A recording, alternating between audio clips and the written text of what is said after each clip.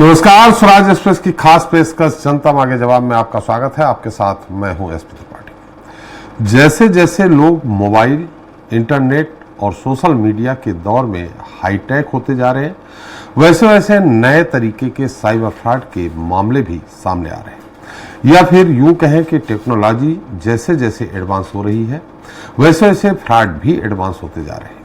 आजकल एक नया फ्रॉड का ट्रेंड सामने आया है, वो है डिजिटल अरेस्ट, जो ब्लैकमेल कर वसूली करने का एक एडवांस तरीका है, जिसमें आरोपी इन्वेस्टिगेशन एजेंसियों के नाम पर लाखों करोड़ों की ठगी कर रहे हैं। इन दिनों मध्य प्रदेश, छत्तीसगढ़ समेत पूरे देश में डिजिटल अरेस्ट के एक के बाद एक कई चौंकाने वाले मामले लगातार सामने आ रहे हैं। ज्यादातर मामलों में डॉक्टर, प्रोफेसर या रिटायर्ड बुजुर्गों को निशाना बनाया जा रहा है। इस नए हथकंडे से ऐसे लोगों की मेहनत की कमाई एक झटके में उड़ा ली जाती है। कुछ दिनों पहले वर्धमान ग्रुप के सीएमडी एसपी ओसवाल को डिजिटल अरेस्ट कर जालसाजों ने 7 करोड़ रुपए ठग लिए थे। वहीं आगरा में एक महिला शिक्षक को उनकी बेटी के सेक्स रैकेट में फंसने का डर दिखाकर डिजिटल अरेस्ट कर लिया गया था। इस दौरान बेटी के बदनामी के डर के चलते महिला की हार्ट अटैक से मौत तक हो गई। कुल मिलाकर साइबर क्राइम का नया हथियार डिजिटल अरेस्ट अब लोगों के लिए घातक साबित हो रहा है। तो वहीं उत्तर प्रदेश और दिल्ली के बाद मध्य प्रदेश और छत्तीसगढ़ भी साइबर अपराधियों का नया अड्डा बनता जा रहा है। मध्य प्रदेश की राजधानी भोपाल में बीते 4 दिनों में डिजिटल अरेस्ट के 2 बड़े मामले सामने आए। पहली घटना में साइबर क्रिमिनल्स ने भोपाल में मुंबई के बिजनेसमैन को 7 घंटे तक डिजिटल अरेस्ट किया। वहीं दूसरी घटना में भोपाल के ही एक टेलीकॉम कंपनी के इंजीनियर को 6 घंटे तक उनके ही घर में डिजिटली कैद कर लिया था। इससे 2 दिन पहले खंडवा के जिला अस्पताल में पदस्थ एक नर्सिंग ऑफिसर को 21 घंटे तक डिजिटल अरेस्ट किया। उधर छत्तीसगढ़ में डिजिटल अरेस्ट के कई प्रकरण एक के बाद एक सामने आ रहे हैं, जहां रायपुर में जीवन बीमा कार्यालय पंडरी के अधिकारी को डिजिटल अरेस्ट कर 6.5 लाख रुपए की ठगी कर ले गए। इससे पहले जालसाजों ने रायपुर में रहने वाली बुजुर्ग महिला लक्ष्मी को डिजिटल अरेस्ट कर 58 लाख रुपए की ठगी की। इस तरह के प्रकरण हर रोज देखने और सुनने को मिल रहे हैं। ऐसे में आज चर्चा फ्रॉड का फंसाना, झांसे में मत आना किसी मुद्दे पर।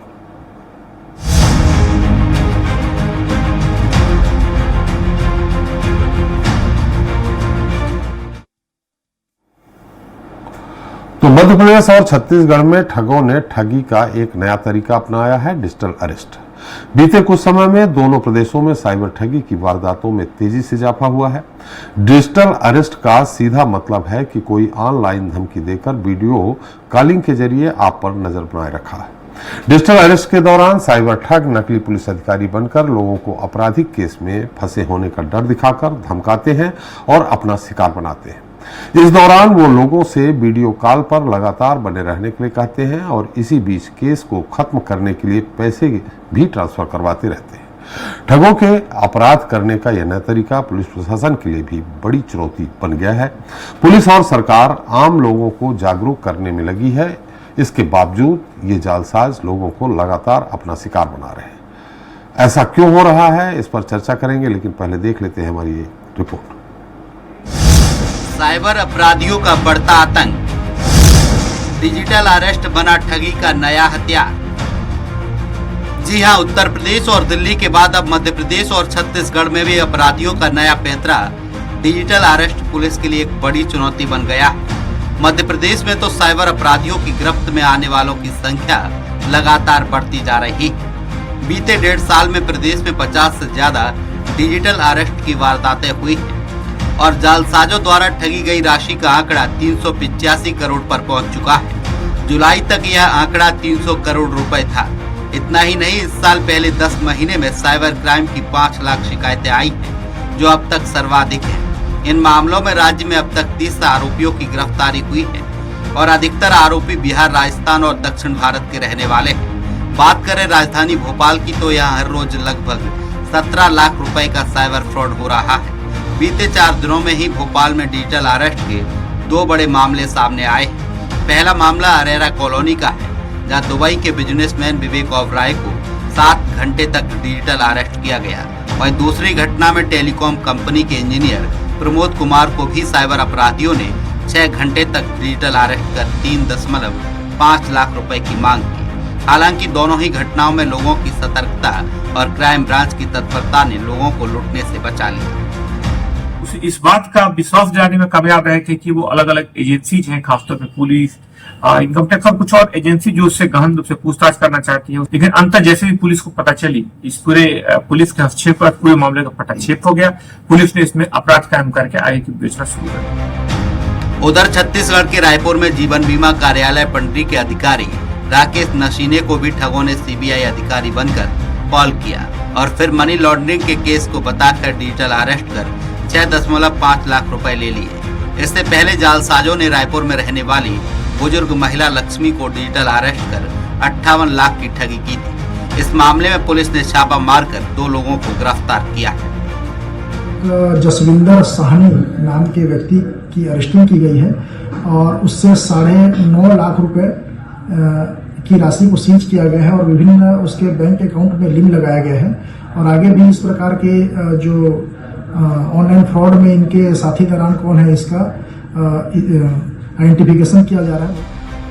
कुल मिलाकर डिजिटल युग में साइबर अपराधी लोगों को ठगने का लगातार नया पैंतरा अपना रहे, तो वहीं साइबर क्राइम पर लगाम लगाना पुलिस प्रशासन के लिए सबसे बड़ी चुनौती बन गया है, क्योंकि डिजिटल ट्रांजैक्शन बढ़ने के साथ ही साइबर क्रिमिनल भी नई नई तकनीकी से लोगों को चूना लगाने का काम कर रहे हैं। मयंक शुक्ला, स्वराज एक्सप्रेस, भोपाल।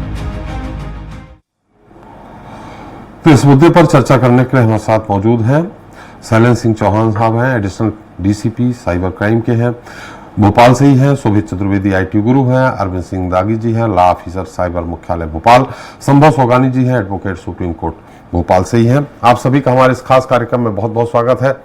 चौहान साहब, मेरी आवाज आ रही है आपको? बहुत बहुत स्वागत है। चौहान साहब, मेरी आवाज आ रही है आपको? जी बिल्कुल आ रही है। लेकिन टीवी खुला है या जो भी है, वहां से रिवर्स आवाज आ रही है मेरे पास।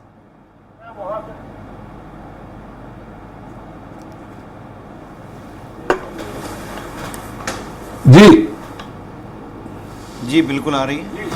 चौहान साहब, ये डिजिटल अरेस्ट, ये तो खैर मीडिया की एक देन है, मीडिया ने इसका नाम दिया है। क्या ऐसा कोई कानून है कि दूसरे शहर की पुलिस, ओरिजिनल अगर कोई अपराधी है, उसको फोन करके उसको वहीं रहने का कोई ऐसा आदेश जारी कर सकती है कि आप वहीं पे जहां है वहीं खड़े रहिए, हम आ रहे हैं या अरेस्ट कर रहे हैं? कोई भी इस तरह का कानून है क्या? अरेस्ट कर रहे हैं कोई भी? तो जो डिजिटल अरेस्ट बढ़ रहा है, इस नाम का कानून में कोई शब्द ही नहीं है। दूसरा मैं ये कहना चाहूँगा, इस शब्द की जगह हम एक शब्द इस्तेमाल करें जैसा कि मोबाइल पर फर्जी अफसर बनकर ठगी, जी, तो शायद ज़्यादा जनता को अपील करेगा, उन लोगों तक पहुँचेगा जो अनपढ़ हैं या जो बहुत ज़्यादा टेक्नोलॉजी और उनके शब्दों को नहीं समझते हैं, तो ज़्यादा तक अपन लोगों तक पहुँचेगा। जहाँ तक बात है, जब इस शब्द कानून में कहीं है ही नहीं, तो इस तरह का कोई टेलीफोन पर कोई अरेस्ट नहीं कर सकता। ये बात सबको समझनी पड़ेगी जी। और जहाँ तक बात है जो अपराध की है, अपराध होने के कारण की है, वो ये है कि हमारी जागरूकता जब कम होती है, हम लोग जब सावधानी बरतना मोबाइल पर छोड़ देते हैं, इनकमिंग कॉल के टाइम जो हमारा सेमी कॉन्शियस जो रहता है, हमारी जो पूरी सतर्कता रहती है वो गायब हो जाती, और कहीं हड़बड़ी में हम ये कॉल रिसीव करके उसके कहे अनुसार आचरण करना शुरू कर देते हैं, डेटा देना शुरू कर देते हैं, पैसे ट्रांसफर करना शुरू कर देते हैं, तब धोखाधड़ी के आप शिकार होने की संभावना अक्सर बढ़ जाती है। जी जी, ये जो लोग इस तरह से कर रहे हैं, इनके नंबर भी आते हैं हम लोग पास जो निश्चित तौर पे, और हमारे पास भी परसों एक फोन आया, सीबीआई लिखा हुआ है, उसमें बोले क्राइम ब्रांच, मैं बॉम्बे से बोल रहा हूं, उनका नंबर अभी भी मेरे पास है। तो ये क्या लोकेट नहीं कर सकती है क्या पुलिस इनको? और लोकेट नहीं कर पाती तो क्या कारण है कि कहां पे है, कौन है? ना सही है, जिन नंबरों से फोन आते हैं वो नंबर या तो किसी के चोरी किए होते हैं, उधार लिए होते हैं, या उस व्यक्ति के नहीं होते हैं जो वो इस्तेमाल कर रहा होता है, चाहे वो बैंक खाते हों और चाहे मोबाइल नंबर हो। दूसरी बात, हमें दूसरा इस बात का देखना पड़ेगा कि रिपोर्ट कितनी देर में होती है। अगर रिपोर्ट तत्काल हो गया तो 2 मामलों में आपने भोपाल में देखा, जो डिजिटल अरेस्ट से मुक्त कराया गया, इस समस्या को सुलझाया गया जी, तो पुलिस बहुत जल्दी कार्रवाई करती है। लेकिन अगर आप कई दिनों, कई घंटों तक जानकारी नहीं देते हैं तो आपका पैसा भी निकल जाता है और व्यक्ति ये मोबाइल को बंद कर देता है। और आप इस पूरे प्रकरण में देखेंगे, इस पूरे घटनाक्रम में साइबर फ्रॉड में एक स्टेट से व्यक्ति कॉल करता है, फ़ोन करता है, दूसरे स्टेट में खाते में पैसा जाता है, तीसरे स्टेट में पैसा ट्रांसफ़र होता है और उसके बाद उस स्टेट में या अदर कंट्री में जहाँ भी जैसा जाना होता है वो पैसा निकल जाता है जी। तो जब तक ये काम होता है 1 घंटे में ये आपका पैसे का जो ट्रांजेक्शन है वो चला जाता है जी। 1 दिन के बाद व्यक्ति बदल जाता है, वो जगह लोकेशन चेंज कर देता है। जब हमारी पुलिस उस लोकेशन पर पहुंचती है तो वो लोकेशन चेंज कर चुका होता है। तो ये पकड़ लगभग जितने मामले कायम होते हैं लगभग सभी लोग पकड़ में आते हैं, पर तब तक साक्ष्य निकल जाते हैं, पैसा निकल जाता है, ये लोकेशन चेंज हो चुकी होती है। तो इसका अपराध का इसका पकड़ना तो उपाय है ही, एक उपाय और है कि इसको हम रोकें, और रोकने का एकमात्र साधन है जागरूकता। जी। जागरूकता चाहे वो इलेक्ट्रॉनिक मीडिया के माध्यम से हो, प्रिंट मीडिया के माध्यम से हो, सोशल मीडिया के माध्यम से हो, चाहे स्कूलों में हो, परिवारों में है, मोहल्ले में हो, ये जागरूकता से के माध्यम से ही हो सकता है। क्योंकि एक व्यक्ति जब मोबाइल इस्तेमाल करता है तो मोबाइल इस्तेमाल करने वाले को, अगर जिसको मैं एक नया शब्द दूंगा डिजिटल लिटरेसी, यानी आपको मोबाइल उपयोग करने की शिक्षा नहीं है कि मोबाइल कहाँ उपयोग करना है, और उससे ज़्यादा ज़रूरत मोबाइल कहाँ उपयोग नहीं करना है। अगर आपको ये ज्ञान नहीं है तो आप ये मान के चलिए मोबाइल में धोखाधड़ी होने के शिकार होने की संभावना आपकी बढ़ जाती है। आपको कॉल आता है तो आप कॉल को सोचते विचारते नहीं है, क्या रिस्पॉन्ड करना है, क्या जानकारी देना नहीं देना, वो नहीं सोचते, और उसके बाद आप आगे कदम उठाते जाते हैं तो आपके लिए मुश्किलें बढ़ना बहुत ज़्यादा बढ़ने की संभावनाएं हो जाती हैं। जी जी। फिर हमारे साथ अरविंद सिंह दागी साहब हैं, लॉ ऑफिसर हैं साइबर मुख्यालय भोपाल से। दागी साहब, ये तो खैर डिजिटल अरेस्ट, देखिए पहले इसके पहले अलग अलग तरह के फ्रॉड किए जाते थे, कुछ महिलाओं की आवाज से कॉल किए जाते थे, फिर दूसरी तरह के होने लगे, डिजिटल अरेस्ट हो गया। इस निश्चित तौर पे अगर यहाँ जागरूक हो गया हमारा आम आदमी तो अभी और भी नए तरीके अपनाएंगे वो। क्या अभी कुछ और नए तरीके आपके सामने आए हैं दागी साहब जिससे वो आपके साथ ठगी कर सके? बिल्कुल, देखिए अभी जो डिजिटल अरेस्ट है ये ट्रेंड में है, बहुत लोगों के साथ हो रहा है। और सामान्यतः पहले मैं थोड़ा सा डिजिटल अरेस्ट पे बात करूंगा। जैसे सर ने कहा कि हम आम जनता को सामान्य शब्दों में बताएं कि आपको कोई भी व्यक्ति मोबाइल के द्वारा गिरफ्तार नहीं कर सकता है, ना ही ये कोई विधिक प्रक्रिया है। तो इसमें अगर आप जागरूक हैं तो सीधी सीधी बात यह है कि अगर आपको कोई ये धमकी देता है कि आपको ऑनलाइन गिरफ्तार कर लिया गया है तो आप तुरंत वो मोबाइल स्विच ऑफ कर दें और अपने जो नजदीकी थाना है वहां सूचना दें। और अब मैं आपको बताऊंगा कि नए तरीके से फ्रॉड कैसे हो सकता है। अभी एक ट्रेंड चल रहा है एपीके फाइल भेजने का। तो जो एपीके फाइल भेजी जाती हैं वो प्रधानमंत्री आवास योजना के नाम से एपीके फाइल भेज दी जाती हैं, जनधन योजना के नाम से एपीके फाइल भेज दी जाती हैं, बीमा योजना के नाम से एपीके फाइल भेज दी जाती है। और अब शादियों का सीजन आ जाएगा तो इनविटेशन कार्ड की भी एपीके फाइल भेजी जा सकती है। तो अगर आपके मोबाइल या ग्रुप में इस तरीके की एपीके फाइल आती हैं तो उनको पे क्लिक ना करें। अगर आप उनको ओपन करते हैं तो वो आपके मोबाइल में इंस्टॉल्ड हो जाएंगी और आपका मोबाइल का नियंत्रण साइबर अपराधियों के हाथ में चला जाएगा। फिर आपको कोई भी ओटीपी और कोई भी नंबर देने की आवश्यकता नहीं पड़ेगी, वो उनका आपके मोबाइल पर एक्सेस रहेगा और वो आपके अकाउंट से पैसे निकाल सकते हैं। तो मैंने इनविटेशन अगर भेजा, सामान्य आदमी तो इनविटेशन कोई भेजता है तो खोलता ही है, तो उससे क्या एपीके ही लिखा रहेगा? बिल्कुल बिल्कुल। देखिए जब इनविटेशन खोला जाता है तो इनविटेशन या तो हमें पीडीएफ फॉर्म में आ सकता है या किसी और फॉर्म में आ सकता है, लेकिन अगर वो इनविटेशन भेजा गया है और उस पर एपीके लिखा है तो आप उसको ओपन ना करें, आप उसको तुरंत डिलीट कर दें। और अगर वो आपका जानने वाला नंबर नहीं है, अननोन नंबर से आपको एपीके फाइल भेजी गई है तो आप उस नंबर को ब्लॉक कर दें। बहुत सारी समस्याएं केवल अगर हमें अननोन नंबर से कोई चीज भेजी जाती है तो हम उनको रिपोर्ट और ब्लॉक कर दें तो बहुत सारी समस्याओं से समाधान पा सकते हैं। कोई भी व्हाट्सएप ग्रुप बने हैं तो कोशिश करें उन ग्रुप में कोई अननोन व्यक्ति नहीं जुड़ा होना चाहिए। जी। अब चलिए हमारे साथ शोभित जी, हम आपके पास और आएंगे और जानना चाहेंगे कि कुछ आपके पास नए तरीके के अपराध केस इस तरह से आए हैं जो मीडिया में नहीं आए हो, वो भी हम आपसे जानना चाहेंगे। शोभित जी हमारे साथ। शोभित जी, और जितना हम एडवांस होते जा रहे हैं उतने ही एडवांस ठगी होती जा रही है, अपराध भी बढ़ते जा रहे हैं। हमें लगता है कि हम और आप जहां हैं उससे कहीं ज्यादा आगे ये 8वीं पास 9वीं पास ये लोग ज्यादा हमसे आगे हैं टेक्नोलॉजी के मामले में। लेकिन ये कह सकते हैं कि जालसाजी में बहुत आगे है। शोभित जी आपकी आवाज नहीं आ रही ढंग से। अभी आवाज क्लियर है? मैं कह रहा हूँ जालसाजी। शोभित जी आपकी आवाज नहीं आ रही। अभी आवाज क्लियर है? अभी आवाज आ रही है? मुझे लगता है शोभित जी की आवाज हम तक नहीं पहुंच पा रही। शोभित जी कुछ कारण है, क्या वजह है, क्यों नहीं पहुंच पा रही? हम आपके पास फिर से आते हैं। हमारे पास संभव सोगानी जी हैं, एडवोकेट संभव जी। इस तरह के मामलों में मैंने जैसे अगर पकड़े भी जाते हैं अपराधी तो नए कानून में कितने साल की सजा है, क्या क्या सजा है? इसमें त्रिपाठी जी पहले अपन दो चीजों को समझने की कोशिश करते हैं। एक हो गया अपराध जो नॉर्मली हो रहा है और एक जो हो रहा है साइबर पे जो डिजिटल वे में हो रहा है। इसके लिए दो कानून है, एक तो जो अब BNSS लागू है वो जो नया कानून है, और इसी के साथ साथ IT एक्ट जो हमारे यहाँ के पूरे साइबर क्राइम को कवर करता है।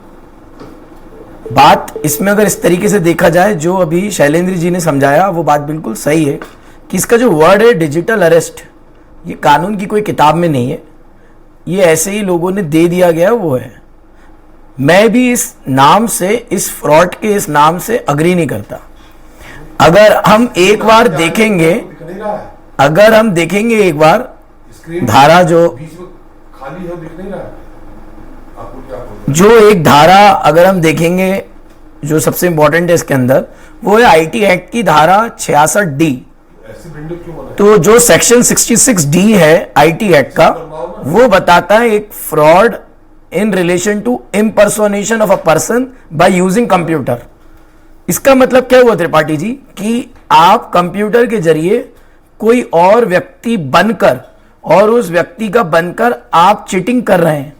मुझे लगता है जो ये अरेस्ट, डिजिटल अरेस्ट वाला क्राइम है, ये डिजिटल अरेस्ट वाला क्राइम इस सेक्शन के अंतर्गत कवर होता है, जिसमें आप किसी एक ऑफिसर, किसी एक अधिकारी, किसी एक सरकारी संस्था के एक पोजीशन का गलत नाम, गलत एड्रेस, गलत इंफॉर्मेशन लेकर सामने वाले को इम्पर्सोनिफाई करते हो कि मैं वो हूं और उससे एक गलत तरीके से पैसे की डिमांड करते हैं।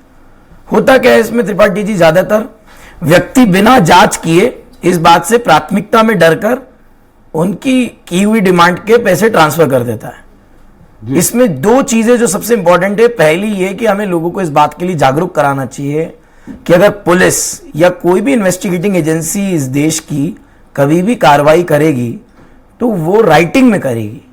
वो आपको भले ही नोटिस भेजेगी, ऐसा हो सकता है कि वो आपको नोटिस व्हाट्सएप पे भेज दे, लेकिन वो आपको, वो ऑफिसर फोन करके या फोन करके आपको सूचित करके आपको वहां से बचाए या वो करे, उस पर कार्रवाई करे, ये कोई प्रावधान या प्रोसीजर नहीं है। तो अगर कोई भी गलत काम आपके रिश्तेदार के साथ होता भी है तो उसके लिए सबसे इंपॉर्टेंट ये है कि सबसे पहले उसकी लिखित कार्रवाई होगी और उस लिखित कार्रवाई की सूचना आपको दी जा सकती है जी। कि आपके ऊपर ऐसी लिखित कार्रवाई के दौरान FIR हो चुकी, इन्वेस्टिगेशन हो चुकी है और आप आकर इस डिपार्टमेंट में, इस थाने में, इस इन्वेस्टिगेटिंग एजेंसी में आके मिलिए जी। अब हो क्या रहा है कि लोग इस बात को डर कर बिना जांच किए उस चीज के अंदर आगे चले जाते हैं। तो सबसे पहले मेरा इसमें यह कहना है कि जो डिजिटल अरेस्ट है उसको सेक्शन 66D के तहत देख के इसको यह बताना चाहिए कि इम्पर्सोनेशन कर रहे हो आप किसी व्यक्ति का छल करके, उसका नाम यूज करके, उसकी पोजीशन का यूज करके आप पैसे लेके चीट करना चाह रहे हो थ्रू कंप्यूटर सोर्स। तो एक तो ये प्रोविजन है जिसके अंतर्गत ये क्राइम हो रहा है। अब इस क्राइम का जब कोर्ट में, जैसे अभी शैलेंद्र जी ने बताया और दूसरे हमारे जो एक्सपर्ट है सिंह साहब ने बताया कि होता क्या है कि इसमें रिकवरी बड़ी मुश्किल हो जाती है, क्योंकि वो इतनी एंट्री बदलते हैं। हम भी जो केसेस देखते हैं कि उन्होंने एक बार पैसे लिए, उसके बाद उनकी बहुत सारी एक ऐप है जिसके अंदर वो बिटकॉइन जैसे कुछ बहुत सारे कॉइन्स में खरीद लेते हैं, पर्सनल वॉलेट में एंट्री कर लेते हैं और उससे फिर वो पैसे विदेश भी ले जाते हैं। फिर उसको करेंसी एक्सचेंज करके अपने अकाउंट में, ट्रेडिंग वाले अकाउंट में ले लेते हैं। इस तरीके से उस पैसे को इतनी तेजी से इधर से उधर ट्रांसफर करते हैं कि उसको वापस पकड़ना, ट्रेस करना, चेन बनाना और फिर कोर्ट में उसको प्रोड्यूस करके एविडेंस से प्रूव करके रिकवर कराना नेक्स्ट टू इम्पॉसिबल हो जाता है। तो ऐसे में जो फाइनेंशियल लॉस उसको हो जाता है व्यक्ति को, विक्टिम को, वो उसे वापस कराना बड़ा मुश्किल हो जाता है। और भले ही ये बात सही है कि उसको पकड़ तो लेते हैं, लेकिन जो मास्टरमाइंड है, जो करवा रहा है, जो एकदम उसके पीछे से गिरोह चल रहा है, उनके पास तक जा नहीं पाते, जिनकी वजह से उनकी इस बात को लेके एक कहना चाहिए मोटिवेशन मिलता रहता है, इंकरेजमेंट मिलती रहती है और ये आगे भी इसको कंटिन्यू करते हैं। तो मेरा ये कहना है कि आज की डेट में हमारे जो कानून है वो तो ठीक है, लेकिन उनकी इन्फोर्समेंट के लिए थोड़ा सा टेक्नोलॉजी के साथ बढ़ते हुए नए तरीके से आना चाहिए, जिससे कि हम उसको ट्रेस करके उसको रोकने में थोड़े सक्षम रहें और जल्दी इसको एक्शन ले पाएं। जब आप समझते हैं कानूनी कार्रवाई में समय बहुत लगता है, एफआईआर हुई, एफआईआर के बाद इन्वेस्टिगेशन, इतने समय में वो जो अपराधी है वो बहुत आगे तक उस पैसे को ट्रांसफर करके निकल जाता है। लेकिन जो पकड़ा गया है उसको कितने साल तक की सजा का प्रावधान है? देखिए, हर धारा में अलग अलग प्रावधान है। मैंने आपको जो बताया, मेरे हिसाब से जो इसमें सेक्शन 66D में लगना चाहिए और जो भी अलग अलग धाराएं लगती हैं उसके हिसाब से उसमें अलग अलग सजा है। 3 साल से लेके 5 साल, 7 साल, अलग अलग सजा है। और फिर उतनी ही पूरी मैक्सिमम सजा लगे ऐसा नहीं है। केस टू केस उसका इन्वॉल्वमेंट कितना है वो देख के जज तय करते हैं कि क्या सजा होनी चाहिए। मतलब जैसे एक हार्ट अटैक से महिला की मौत हो गई, उसकी बेटी को बोले सेक्स रैकेट में आ गई है, उसको हम बचा लेंगे और आप इतना पैसा ट्रांसफर करिए, हार्ट अटैक से मौत हो गई, अब ऐसे में क्या सजा होगी? अब देखिए, इसमें धाराएं कौन सी लगाई ये बहुत इंपॉर्टेंट है। एफआईआर धारा क्या लगनी ये भी चाहिए? देखिए, धाराएं तो ये भी लगाई जा सकती है कि भाई आपने उसको प्रोवोक करके उसके लिए मर्डर के लिए उसको मतलब उसको कल्पेबल होमिसाइड किया। ये डिपेंड करता है कि उस टाइम इन्वेस्टिगेटिंग एजेंसी क्या तथ्य उनके सामने आते हैं, पुलिस के सामने क्या स्टेटमेंट्स आते हैं और उस स्टेटमेंट्स के रिकॉर्ड होने के बाद ही वो धाराएं लगा पाती है। चार्जशीट के दौरान में भी उसमें बढ़ाई जा सकती है सप्लीमेंट्री में, लेकिन ये बड़ा स्पेसिफिक चीज़ होती है और ये हर केस टू केस में जो स्टेटमेंट ले जाता है उसी पे पुलिस अपना कार्रवाई करती है। जी शोभित जी, मेरी आवाज आ रही है आपको? शोभित जी, मेरी आवाज आ रही? हाँ, मैं तो आ रही है, आपको मेरी आवाज आ रही है? जी शोभित जी, आप लोग इतने एक्सपर्ट हैं, आईटी एक्सपर्ट कहलाते हैं, लेकिन जो खबरें आ रही हैं कि ये जो इस तरह के फ्रॉड कर रहे हैं, वो जो मीडिया में भी आ रही हैं कि 8वीं पास 10वीं फेल, इस तरह की खबरें आ रही, ये नए नए तरीके इजाद कर रहे हैं। क्या आईटी एक्सपर्टों के पास ऐसा कोई रास्ता नहीं है कि जो तरीके ये इजाद कर रहे हैं उसकी तोड़ हो कोई? जैसे एपीके ऐप जैसा बता रहे हैं, यही है ना दागी साहब? एपीके फाइल उन्होंने वो किया कि आपको इनविटेशन भेज दिया, आपने अगर उसको इनविटेशन को खोलने का प्रयास किया, सारी चीजें उनके पास पहुंच गई। इसकी तोड़ कोई आईटी एक्सपर्टों के पास है क्या? देखिए, सिंपल सा इसमें गेम ये है कि अगर आप अपने स्मार्ट मोबाइल को अच्छे से अगर आप उसको सिक्योर रखें, अननोन सोर्सेज के फाइल इंस्टॉलेशन को बंद करें और साथ में आप ये जो एक्स्ट्रा लिंक से आती है, अननोन लोग को जानते नहीं है, ये ऐसी फाइल को डाउनलोड ना करें, तो आप काफी हद से बच सकते हैं। .apk का भी लिखा साफ साफ आता है, तो उससे आप बच पाएंगे कि आपको ऐसे कोई भी लिंक या कोई भी ऐसी चीज को डाउनलोड नहीं करना है। नहीं, ये तो एक अवेयरनेस की बात हो गई कि डाउनलोड नहीं करना है, ये प्रचार प्रसार की बात हो गई इन चीजों पे। हम टेक्नोलॉजी के माध्यम से पूछना चाहते हैं कि इसको डिस्ट्रॉय करने के कोई साधन है क्या? सर, इसमें सबसे मेन चीज यही है कि .apk एक छोटा सा एक पैच फाइल होती है जो आपके एंड्रॉइड मोबाइल को रिमोटली एक्सेस करने के लिए बनाई गई है, टेक्निकली कुछ काम करने के लिए, लेकिन इसका मिसयूज कर रहे हैं।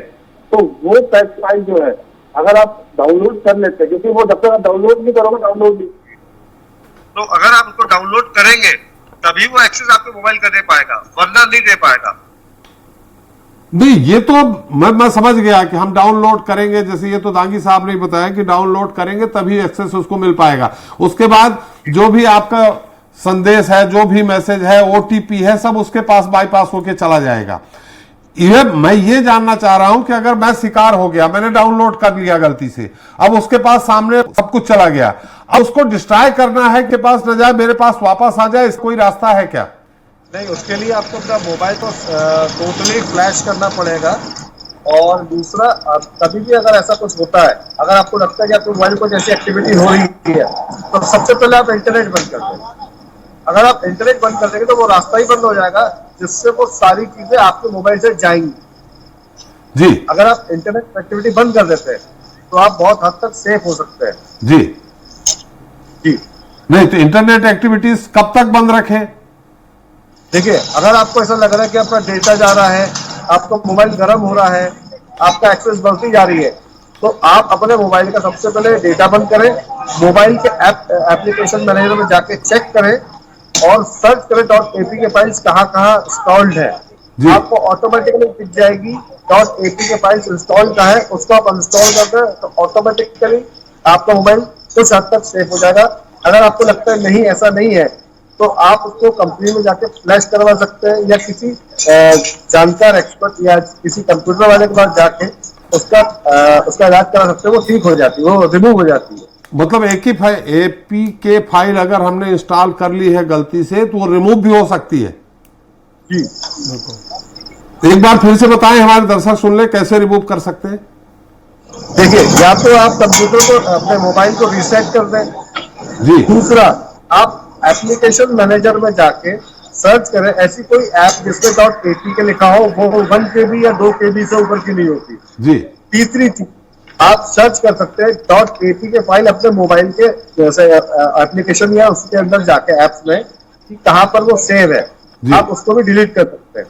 जी। क्या अगर आपको नहीं समझ आ रहा है तो आप किसी शॉप पे जाके अपना मोबाइल को कंपनी रिसेट या फ्लैश करवा सकते हैं। जी। और अगर उसके बाद आपको लगता है कि अभी भी कुछ ऐसा डाउट है तो आप किसी एक्सपर्ट या किसी ऐसे व्यक्ति पर मिले और उसका अपना फोन चेक करा ले, वो रिमूव हो जाती है। जी। और कोई हमारे दर्शकों को कोई आप बताना चाहें जिससे वो सेफ रहे? देखिए, सबसे मेन चीज है मोबाइल की सेटिंग। जी।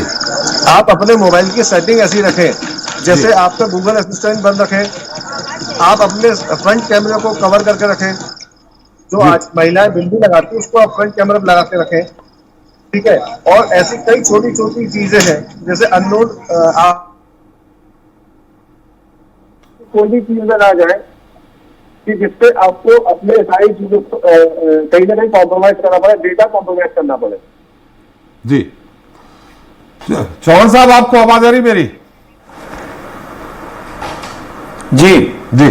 चौहान साहब, भोपाल में अचानक, भोपाल की हम केवल बात कर ले रहे हैं, अचानक इसका ग्राफ बढ़ा है इस तरह के फ्रॉड होने का। इसका क्या कारण आप मानते हैं और क्या ये कंट्रोल हो पाएगा आने वाले समय में पूरी तरह से? जी, साइबर क्राइम जो है किसी शहर, किसी प्रदेश, किसी देश या किसी दुनिया के किसी भी कंट्री से एक मतलब अलग नहीं है, ये पूरा ग्लोबल है, कहीं से भी कहीं ऑपरेट होता है। जी। अगर हम बात करते हैं कि एमपी के लोग ठगे जा रहे हैं तो हो सकता है एमपी में बैठ के लोग, कुछ लोग एमपी से बाहर ठग रहे होंगे। जी। जहाँ तक समाप्त होने की बात है, हमारी जागरूकता पर निर्भर करेगा। पहले हमारे साथ ओटीपी फ्रॉड होता था, लेकिन हमें जागरूकता आई, हमने ओटीपी देना बंद कर दिया, आरोपियों ने ओटीपी फ्रॉड करना बंद कर दिया। जी। अगला आपने देखा होगा, फिर इसके बाद कोई लॉटरी का फ्रॉड आया, शादी वाला फ्रॉड आया, नौकरी का फ्रॉड आया। हमें जागरूकता आई, हमने जानकारी देना बंद कर दिया, अपराधियों ने उसका तरीका बंद कर दिया। फिर आया वीडियो कॉल करने का, आया था पहले एक्सटॉर्शन का, लड़कियां कॉल करती थी। फिर आया कि लोन ऐप आई, फिर हमें जागरूकता आई, चाहे वो सोशल मीडिया, चाहे वो इलेक्ट्रॉनिक मीडिया, चाहे वो प्रिंट मीडिया के माध्यम से जागरूकता आई। जनता ने जानकारी देना बंद कर दिया, मोबाइल धारक ने उसके जानकारियाँ साझा करने से मना कर दिया, उन्होंने अपना तरीका बदल लिया। अब ये तरीका भी ज़्यादा दिन नहीं चलेगा क्योंकि लोगों में जागरूकता आ रही है। जहाँ तक भोपाल में मामले बढ़ने की बात करूँ, हम बहुत खुशकिस्मत हैं। मैं गर्व से कह सकता हूँ मध्य प्रदेश पुलिस के बारे में कि दोनों मामलों में जो उनको जानकारी तत्काल मिली, दोनों में रेस्क्यू किए गए, दोनों में किसी तरह की घटना होने से बचाया गया। लेकिन ये कब संभव हुआ? जब समय पर अपराध की इत्तला, जानकारी साझा पुलिस को की गई। यदि हर व्यक्ति ये समझ ले, हर व्यक्ति मोबाइल का उपयोग समझ ले, हर व्यक्ति मोबाइल का उपयोग कहाँ नहीं करना है समझ ले, कितनी जानकारी साझा करना नहीं करना है समझ ले, कोई भी तरीका हो सकता है। आप सोचिए पहले जब हम कोविड होता था, कोविड में वायरस कैसे आ सकता है, वो हम हर चीज में अनुमान लगाते थे जी। तो इस तरह अनुमान लगाना पड़ेगा कि हमारे मोबाइल के माध्यम से कितने तरीके से फ्रॉड हो सकता है जी। आपको जो ट्रैफिक के सिग्नल के तरीके से रुकना, देखना है, फिर आगे बढ़ना है। आप अननोन कॉल को कभी व्यस्तता में मत उठाइए, जब आप फ्री ना हो तब अननोन कॉल को मत रिसीव करिए, थोड़ी देर बाद रिस्पॉन्ड करिए, पूरा चौकस रहिए, सावधान रहिए, आप बिल्कुल इत्मीनान से बात करिए। उसके बाद आपको लगता है प्रेमा फेसी कि ये व्यक्ति ठीक नहीं है, आप काट दीजिए। जहाँ पे गफलत है आप सलाह लीजिए। आपको पुलिस की बात आ रही तो स्थानीय पुलिस पहुंच जाइए थाने की, सर मेरा कोई वारंट आया, जब आप में कोई गड़बड़ी नहीं है, आपने कोई अपराधी नहीं करा तो आप बिल्कुल पूछिए, थाने मत जाइए। पर आपका कोई पुलिस वाला परिचित तो होगा, नहीं पुलिस वाला परिचित तो आपके परिचित के परिचित से बात करिए। इतना तो दुनिया में कांटेक्ट आपको निकल ही आता है। तो मेरा कहना है कि सिर्फ और सिर्फ रोकना अपराध है तो आपको जागरूकता, सावधानी ही पड़ेगी। बाकी जितने जल्दी अपराध के बारे में सूचना मिलेगी, पुलिस उतना तत्परता से कार्रवाई करेगी। मध्य प्रदेश शासन बहुत जागरूक और संवेदनशील है इस विषय में, कार्रवाई लगातार कर रहा है। आगे भी जनता की मदद के लिए, पीड़ितों के मदद के लिए, उनके सहयोग के लिए कार्रवाई लगातार जारी रहेगी। इसके माध्यम से, हमारे थानों के माध्यम से, चाहे वो हमारी हेल्पलाइन है, चाहे केंद्र सरकार की जो गृह मंत्रालय का जो साइट है उसकी हेल्पलाइन। मैं छोटी छोटी चीज़ बता दूं, केंद्र सरकार की जो साइट है, एमएचए की साइट है साइबर अपराध वाली, उस पर आप गुम मोबाइल रजिस्टर्ड करा सकते हैं। आपके ऊपर कोई लिंक आता है उसको ब्लॉक करवा सकते हैं, आपको कोई मैसेज आता है, कॉल आता है, उसको ब्लॉक करवा सकते हैं। चक्षु करके ऐप है, उसमें आप उस पर कर सकते हैं। तो सब जगह समाधान उपलब्ध है, आपके सुरक्षा के उपाय उपलब्ध हैं। पर एक बार हमें अपने सुरक्षा संबंधी उपायों के बारे में पड़ताल करनी पड़ेगी, जानकारी रखनी पड़ेगी। जैसा कि आप अगर गाड़ी चलाते हैं तो हेलमेट का इंतजाम करते हैं, स्टेपनी का इंतजाम करते हैं, ट्रैफिक के सिग्नल देखकर चलते हैं, उसी प्रकार मोबाइल इस्तेमाल करना उतना ही सावधानीपूर्वक आपको करना पड़ेगा जितना कि आप वाहन चलाते हैं। और आप भले ही कितने पुराने ड्राइवर हों, अगर आपने असावधानी रखेंगे, सावधानी नहीं बरतेंगे तो आपकी दुर्घटना होने की संभावनाएं बनी रहेंगी। उस तरह मोबाइल इस्तेमाल करने में अगर आप सावधानी नहीं बरतेंगे तो आपके साथ साइबर अपराध घटित होने की संभावनाएं बनी रहेंगी। जी जी, चल मैं एक बार फिर आपके पास आता हूं। ये जानने का प्रयास करेंगे कि निश्चित 2 बड़े केस जो अभी राजधानी भोपाल में आए हैं, ये अच्छे खासे पढ़े लिखे लोग हैं, इनने कोई अपराध नहीं किया, फिर 6-6 घंटे 8-8 घंटे ये अपने आप को बंद क्यों कर लिया, ये आपने निश्चित पूछा होगा, और पूछा होगा तो उनका क्या जवाब रहा। हम आपके पास इसके पास आ रहे हैं चौहान साहब, फिर से पूछते हैं। एक बार दागी साहब के पास फिर चलते हैं। दागी साहब, कोई और इस तरह की घटनाएं आपके पास जो दिलचस्प घटनाएं हो, जिनको लोगों को समझ में ना आया हो कि ये हमारे साथ फ्रॉड हो रहा है और वो फ्रॉड के शिकार हो गए, आपके पास इस तरह के प्रकरण आए होंगे दागी साहब? बिल्कुल, देखिए समय समय पे इस प्रकार के प्रकरण आए हैं। जैसे कि कई बार ये प्रकरण आ जाता है कि किसी को कॉल लगा के बोला जाता है कि हमें आपके फादर को पैसे देना है और हमने आपके अकाउंट में 40,000 पैसे ट्रांसफर कर दिए। उदाहरण भी बताएंगे? जी, यही उदाहरण मैं आपको बता रहा हूँ। हमने आपके अकाउंट में 40,000 रुपए ट्रांसफर कर दिए हैं, जबकि हमें आपके फादर को 4,000 रुपए देने थे, आप हमें 36,000 रुपए वापस कर दीजिए। तो जल्दबाजी में वो मैसेज ये नहीं देखते कि हमारे अकाउंट में पैसे ट्रांसफर हुए हैं कि नहीं, और वो पैसे वापस कर देते हैं। तो ये भी उसमें आ जाता है। और अभी जैसे नए बच्चे जो पढ़ने आते हैं उनके साथ फ्रॉड होता है कि आप ऑनलाइन मूवी रेटिंग दीजिए, तो उन्हें भेजी जाती है लिंक, वो उस पर अपनी जैसी डिटेल भरते हैं तो वो साइबर फ्रॉड के शिकार हो जाते हैं। जी, विभिन्न प्रकार के मामले आते हैं। जैसे कई बार आ जाता है कि आपका डेबिट कार्ड इशू हुआ है और हम उस लिंक पे क्लिक करते हैं या जानकारी देते हैं तो हमारे साथ फ्रॉड हो जाता है।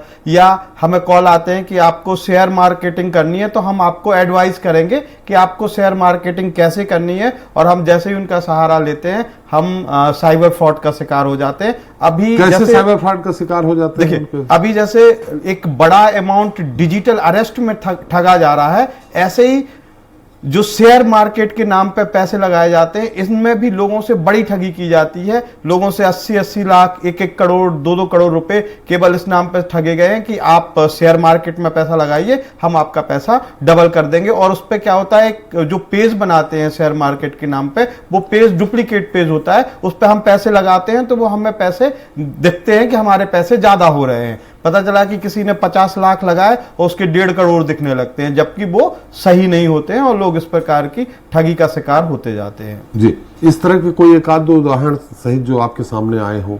जी जी, इस टाइप का एक भोपाल का ही मामला है, जिसमें एक उद्योगपति हैं, उन्होंने 80 लाख लगाए थे शेयर मार्केट में। उनसे पहले बोला गया कि वो उनसे फेसबुक के माध्यम से उनसे कोई जुड़ा, उन्होंने फेसबुक के माध्यम से उनसे चैटिंग की, तो उन्होंने कहा भाई आप भी लगा सकते हैं और आपका पैसा डबल हो जाएगा, मैंने भी कमाया है। तो उनको बताया गया कि 3 ग्रुप हैं, एक ए ग्रुप है, एक बी ग्रुप, एक सी ग्रुप। तो बी ग्रुप तो भर चुका है, आप अगर सी ग्रुप में पैसे लगाएंगे तो आपके पैसे आपको 3-4 गुना ज्यादा मिलेंगे। तो उनसे पहले 20 लाख रुपए लगाए गए। अब उन्होंने 20 लाख रुपए लगाए तो 20 लाख के उनको कुछ समय बाद उस पे प्रोफाइल पे 60 लाख रुपए दिखने लगे। जब उन्होंने कहा कि हम इसको निकालेंगे तो उन्होंने कहा कि आपके अभी पूरे पॉइंट नहीं हुए हैं, जब आपके पूरे पॉइंट हो जाएंगे तो आप इन पैसों को निकाल सकते हैं। तो उसके बाद उनसे फिर बोला गया कि आप इसमें अभी 20 लाख और लगा लीजिए तो आपके पॉइंट्स पूरे हो जाएंगे। तो उन्होंने 20 लाख रुपए और इन्वेस्ट कर दिए। जब उन्होंने 20 लाख रुपए और इन्वेस्ट किए, उसके बाद उन्होंने कहा अब मैं पैसे निकालना चाहता हूं। जब उन्होंने 20 लाख रुपए इन्वेस्ट कर दिए तो अब उनके जो प्रोफाइल पे पैसे दिखने लगे वो 2 करोड़ रुपए के आसपास दिखने लगे। जब उन्होंने निकालने की कोशिश की तो उन्होंने कहा भाई आपका जो पैसा है वो उसमें इनकम टैक्स भी जमा करना है और आपको एक जो कोड होगा, कोड जनरेट होगा, आप उस कोड के बाद ही वो पैसे निकाल पाएंगे। जी। फिर उनसे बोला गया कि अगर आपको वो कोड जनरेट करवाना है तो अभी आपको और पैसे जमा करने पड़ेंगे, तो वो कोड जनरेट हो जाएगा तो आपके पैसे वैलिड हो जाएंगे, फिर आप उनको निकाल पाएंगे।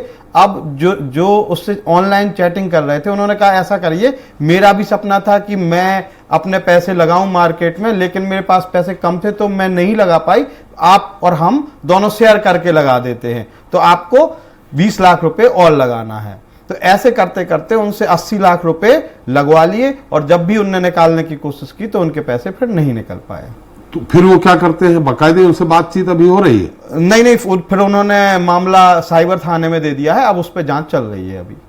तो कुछ पता चला कि कहाँ के लोग हैं? कुछ लोगों का पता चला है, लेकिन जिनका पता चला है, जिनके बारे में जानकारी प्राप्त की गई है, उनके बैंक अकाउंट में जो पैसे होल्ड हुए हैं बहुत कम मात्रा में होल्ड हुए हैं। किसी के बैंक अकाउंट के 1000 रुपए होल्ड हुए हैं, किसी के में 50 रुपए, किसी के 250 रुपए ऐसे होल्ड हुए। बाकी पैसा दूसरी जगह चला गया है, वो होल्ड नहीं हो पाया। क्या लगता है कि ये जो इन्होंने किया है ये पकड़े भी जा सकते हैं? एक्चुअली ये जो घटना हुई है उनके साथ, उनको टेलीग्राम ऐप पे जोड़ा गया था, उस ऐप के माध्यम से ये घटना हुई है। तो टेलीग्राम ऐप के माध्यम से जो घटना होती है उनमें ढूंढ पाना थोड़ा सा मुश्किल होता है, लेकिन हमारी पुलिस पूरे तरीके से प्रयास कर रही है और हर संभव प्रयास करेगी कि इस घटना में जो भी आरोपी संलिप्त रहे हैं उन्हें पकड़ा जा सके। जी, संभव जी, क्या आपको नहीं लगता है इसमें और सख्त कानून होना चाहिए? और सख्त कानून होना चाहिए इसमें। एक सामान्य फ्रॉड 420 पहले की धारा, अब आप ज्यादा अच्छा बता सकेंगे, अब नया बन गया है पीसी, तो और इसमें कितने की, जैसे मैंने आपसे कहा था 3 साल, 4 साल, 5 साल गए जेल में, किसी को करोड़ों रुपए का चूना लगाया फिर चले आए। चिट फंड की जो कंपनियां थी उनके खिलाफ प्रकरण हुए थे। छत्तीसगढ़ में कानून बना है कि उनको आजीवन कारावास तक की सजा मिलेगी। चिट फंड कंपनियां जो थी लोगों के पैसे दूना करने के बहाने लेते थे। इसमें नहीं लगता है कि और सख्त कानून बने जिसके कारण ये करने से डरे लोग? बिल्कुल, इसमें त्रिपाठी जी पहली जो चीज देखनी है वो देखनी है, अभी जो वर्तमान में कानून है, मेरे मानना है कि कानून तो भी अच्छा है, बस उसमें कैटेगरी डिवाइड करना जरूरी है। आज की डेट में साइबर फ्रॉड के जो क्राइम दिया हुआ है वो 4-5 श्रेणी में डिवाइडेड है। मुझे जैसे भी हम लोगों ने चर्चा की तो इस चर्चा में खुलकर आया अभी कि कितने अलग अलग तरीके के साइबर फ्रॉड है, किस तरीके से पैसे लिए जा रहे हैं। एक जैसे हमें आज पता चला, मुझे भी इस बात के बारे में जानकारी नहीं थी पहले, कि वो एक ऐप है पीवीके का फाइल है, वो डाउनलोड हो गई तो वो आपके कंप्यूटर, आपके फोन पे उसने ट्रेस करना शुरू कर दिया। एक ओटीपी की जो पहले होती थी, आज की डेट में डिजिटल अरेस्ट हो रहा है। जो पहले वीडियो वाला एक फ्रॉड था, मेरा कहना है ये सारे फ्रॉड को एक जनरल सेक्शन में कवर करके उस पर अपराध दर्ज किया जाता है, इसलिए उसके अंदर जो सजा है वो वैसी एक जनरल वैसे रहती है। अब इसको अगर एडवांस करना है, जो मैंने कहा था कि उसको कैटेगराइज करा जा सकता है, कैटेगराइज करने के बाद जितने का उसमें नुकसान हो रहा है उस हिसाब से भी उसमें सजाएं कम ज्यादा की जा सकती है। तो इस चीज को लेके तो डेवलपमेंट होना ही चाहिए। जिस तरीके से टेक्नोलॉजी इतनी तेज डेवलप हो रही है, मुझे लगता है कि ये वाला जो कानून है हर 2 साल में रिवाइज होना जरूरी है। अगर सरकार इन सब कानून को हर साल 2 साल में रिवाइज करेगी, रिवाइज करने से मतलब ये नहीं है कि हर बार नई धाराएं बनाई जाए, लेकिन उसके अंदर उसके एक्सप्लेनेशन, उसके अंदर इंटरप्रिटेशन, उसके अंदर चीज़ों को इंक्लूड करना, उसमें से कुछ चीज़ों को, नई चीज़ों को हटाना, बढ़ाना, ये करेंगी तो मुझे लगता है वो और कारगर साबित होगा और जैसे नए टाइप के फ्रॉड हो रहा है उनको कवर होगा। मेरा ये मानना है त्रिपाठी जी, देखिए क्राइम तो कभी रोका नहीं जा सकता जी, सोसाइटी में क्राइम तो पहले भी था, आज भी और रहेगा जी, लेकिन कम किया जा सकता है। और कम करने का तरीका कैसा है कि उसमें डर बनाना होता है। अगर सामने व्यक्ति को डर आता है कि उसको इसमें बहुत बुरी सजा होगी, बहुत जल्दी पकड़ाएगा और इसके अंदर किसी भी तरीके से उसको कहीं भी तरीके से कोई भी तरीके से रिलैक्सेशन नहीं मिलेगा, तो ये कम होने लगते हैं। आज की डेट में कैसा है कि अगर कोई बड़े से बड़ा इस केस के अंदर धारा लगा भी दी जाए तो उसके अंदर 15 दिन, महीना, 1.5 महीने, 2 महीने के अंदर उसको बेल हो जाएगी कोर्ट से जी। तो उसे महीना 2 महीना कोर्ट में गया, फिर उसके बाद बाहर आ गया, फिर प्रकरण चल रहा है साल, 2 साल, 4 साल, 5 साल, 7 साल। आज मैं इतने सारे साइबर फ्रॉड वाले केसेस में वकील हूँ, तो उसमें देखा जाए तो मेरे 2017 के केस, 2018 के केस, जैसे अभी डांगी जी बता रहे थे, मेरे क्लाइंट है उनके 2016-17 का केस है जिसमें उनको नौकरी के अगेंस्ट छल देते हुए एक पूरी नकली ऐप बनाकर नकली ऐप बनाकर उसमें उनका इंटरव्यू कराकर उनसे पैसे हेट लिए, उनसे कम से कम कुछ लगभग 18 लाख रुपए हेट लिए। और 18 लाख रुपए हेटने के बाद पता किया तो वो बहुत इधर उधर घूम गए पैसे। अब रिकवरी कितने की हुई? 70,000 रुपए की रिकवरी हुई जी। 2 लोग थे, नए लड़के थे, वो हुआ है अंदर 2 महीने 4 महीने जेल हुआ है, बाहर आ गए। बाहर आ जाने के बाद उनका प्रकरण चले जा रहा है। अभी माननीय न्यायालय में ये पेंडिंग है, इसलिए उस पर अपन कुछ टिप्पणी नहीं कर सकते, लेकिन उनको जो भी होता है वो बाद में सजा हो या छोड़ा जाए, जो भी हो। अब उनको आज की डेट में कैसा हुआ कि उनने 8 साल, 7 साल, 9 साल केस खींच लिया, फिर वो अपील करेंगे, फिर हाई कोर्ट जाएंगे, तो उनके पास विकल्प इतने हैं और उसमें इतने सारे रूम मिल जाते हैं कि करने वाले को कहीं ना कहीं लगता है कि वो उससे बच जाएगा। इसीलिए ये ज्यादा कहना चाहिए कि एक डर नहीं बनता, जिससे नए उम्र के लड़के इस चीज में ज्यादा आ जाते हैं। मेरे देखने में ज्यादातर यही आया कि जितने ये फ्रॉड होता है इसमें नए उम्र के लड़के ज्यादा आ जाते हैं, जिनको ये ऐप वैप बनाकर इस तरीके से फ्रॉड कर लेते हैं। तो मेरा कहना है कि कानून में चेंज होना चाहिए, अभी भी है वो अच्छा है, लेकिन वो मेरे को ऐसा लगता है एक बार चेंज करने से कुछ नहीं होगा। हर साल 2 साल में एक रिवीजन पैटर्न के हिसाब से कुछ चेंजेस हो जो सोसाइटी को उस टाइम जरूरत हो, तो मुझे लगता है कि उस हिसाब से फिर वो कारगर ज्यादा साबित होगा। नहीं तो जैसे इस कहते हैं कि अदालत प्रूफ मांगता है जी, इसमें डिजिटल फ्रॉड जो होता है इसमें क्या प्रूफ होता है? देखिए इसमें सबसे इंपॉर्टेंट चीज होती है चेन प्रूफ करनी पड़ती है।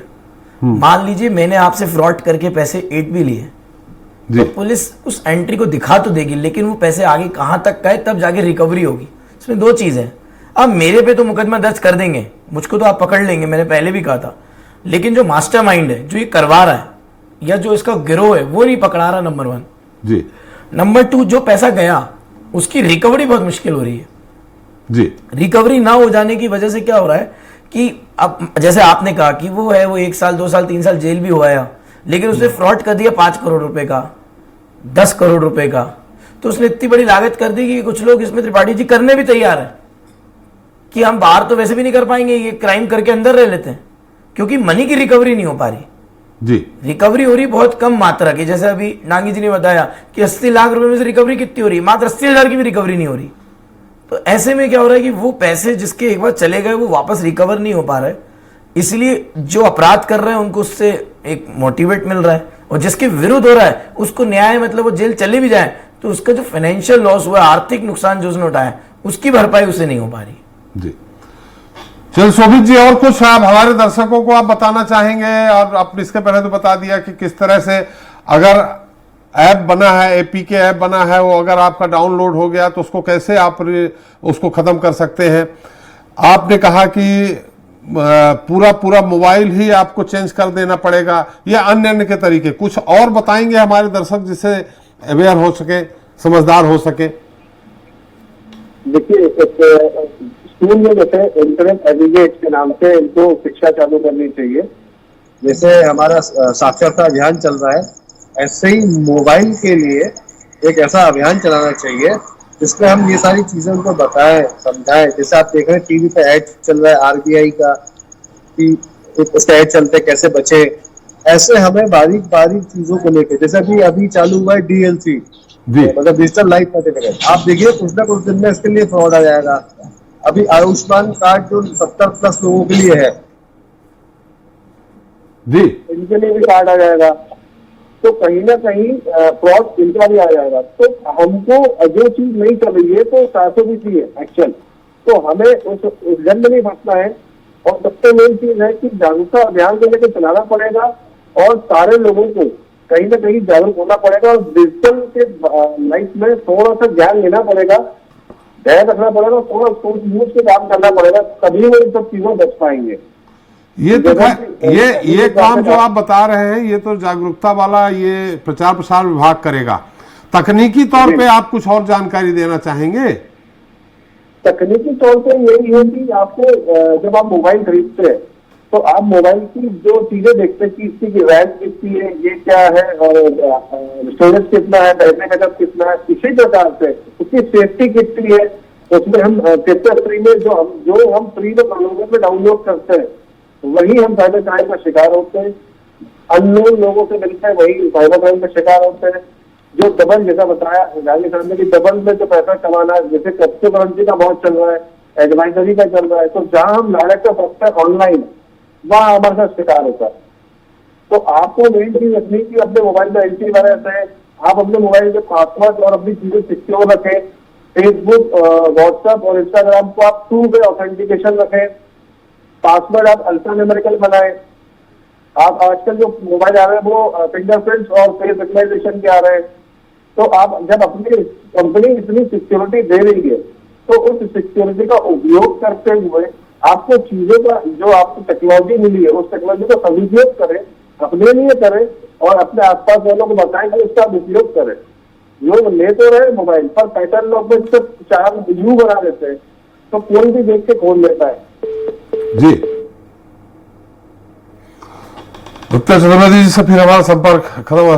चौहान साहब, इसके पहले जाने के पहले हमने आपसे कहा था कि जो 2 अभी लेटेस्ट 2 दिन के केस आए हैं जो पूरे भोपाल में चर्चित है और पूरे मध्य प्रदेश में चर्चित है, इतने पढ़े लिखे लोग इस तरह से मने सीधे सीधे 80 लाख, 50 लाख, 40 लाख, अभी तो खैर जो अभी इंजीनियर साहब पकड़े मतलब बच गए, वो 3.5 लाख की डिमांड हुई थी, 7 लाख का उनसे डिमांड हो रही थी। तो इन लोगों ने आपसे पूछा नहीं कि जब आपने कुछ किया नहीं तो आप क्यों डर गए? देखिए, जब फ्रॉड लोग कॉल करते हैं तो कहीं ना कहीं वो आपके पूरे सोशल मीडिया को खंगालते हैं और आपकी प्रोफाइल को चेक करते हैं जी, तब वो टारगेट करते हैं, क्योंकि उनको अगर उस व्यक्ति मेहनत नहीं करते जो आसानी से उनके झांसे में ना जाए, फिर आपका जो मनोविज्ञान काम करता है और आप उस समय किस माइंड सेट में रहते हैं जी, आपकी गड़बड़ी और गफलत का ही, मिसअंडरस्टैंडिंग का ही फायदा वो उठाते हैं। और जब आप फोन उठाने के बाद गफलत में से आपने बताया आपको कॉल आया, आप क्यों नहीं फंसे? क्योंकि आप जागृत अवस्था में थे, आपका मानसिक स्थिति ऐसी थी, उस चीज को आप समझ गए, आपने कट किया है, आपको दुनियादारी का नॉलेज था जी। आप जब ये व्यक्ति कहीं भ्रम की स्थिति में होते हैं, गफलत में होते हैं और उस गफलत में गड़बड़ियां करते हैं, तब ये शिकार होते हैं और इसी का फायदा है फ्रॉड लोग उठाते हैं। अगर ये सामान्य चीज़ें जो सावधानियां रखी जाती हैं वो रखें तो संभवतः घटनाएं ना हो। दोनों घटना, सभी घटना में ही होता है। ये हमारे जो लोग जिन्हें शिकायत की वो जागरूक निकले तो बच गए।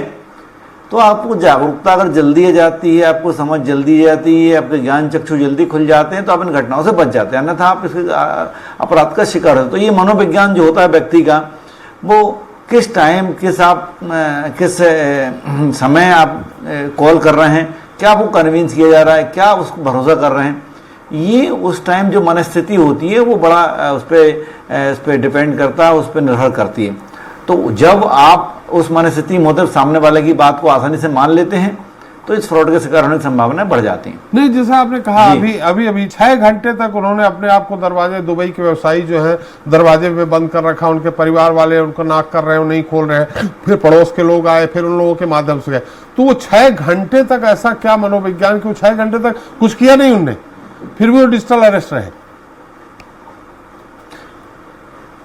देखिए, मैं जो कल वाला मामला हुआ उसी में मैं कहना चाहूँगा कि 6 घंटे इन लोगों को बातचीत करते रहे, तो वो जो मनोविज्ञान आपका पढ़ते हैं ना, कि आपको ये समझना चाहिए कि कोई व्यक्ति वर्दी में क्यों पैसे मांगेगा, और पैसे मांग रहा था, आपको पुलिस को शिकायत करना चाहिए, किसी भी एक तरह की डिमांड की शिकायत करना चाहिए।